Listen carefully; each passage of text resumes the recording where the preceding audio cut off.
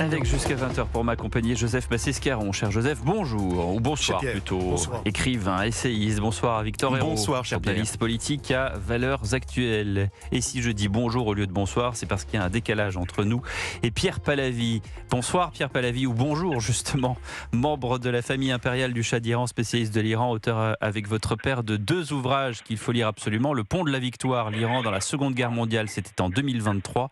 Et Le Marécage des ayatollahs en 2015. Pierre Pallavi, vous êtes en ligne avec nous, vous faites l'amitié d'être en ligne du Canada, 648 morts dans les derniers décomptes des ONG, avec Khamenei qui affirme que les rassemblements pro-gouvernement ont fait échouer le plan des ennemis étrangers. On reconnaît là la sémantique des mots-là. Oui, tout à fait. Bonsoir Monsieur de Villeneuve.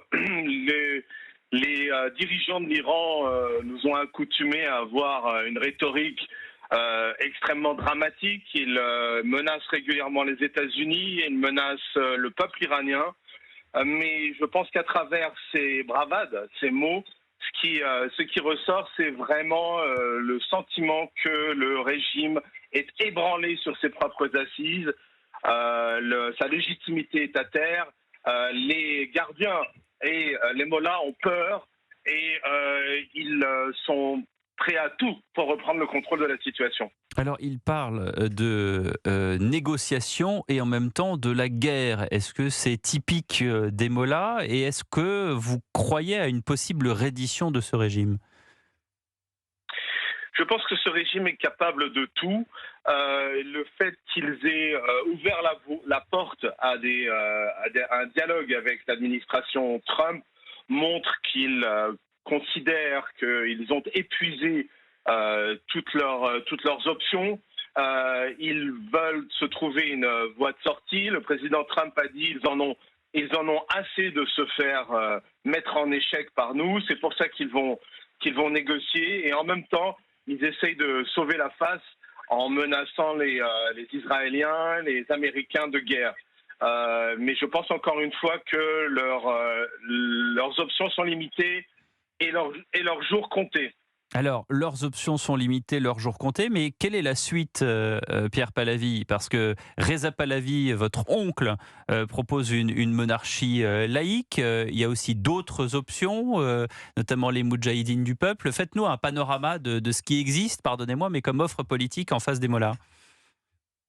Alors, c'est précisément ce qui fait du mouvement de contestation actuel un mouvement différent de ceux qu'on avait observés auparavant.